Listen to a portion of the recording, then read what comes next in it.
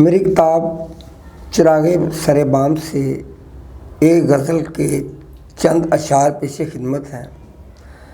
अच्छा हो किरदार तो अच्छा लगता है, मीठी हो गुफ्तार तो अच्छा लगता है, झूठी हो जो बात वो झूठी होती है, सच का हो इजहार तो अच्छा लगता है। मतलब कि यारी कब यारी होती है, यार भी हो अगर यार तो अच्छा लगता है।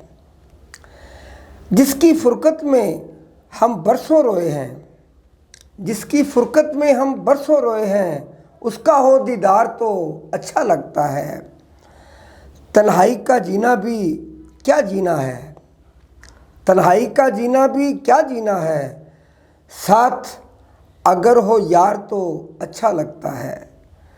आतिश मुँह से है इकरार भी ठीक मगर, आतिश मुँह से है इकरार भी ठीक मगर, दिल से हो अगर प्यार तो अच्छा लगता है। अच्छा हो किरदार तो अच्छा लगता है, मीठी हो गुफ्तार तो अच्छा लगता है।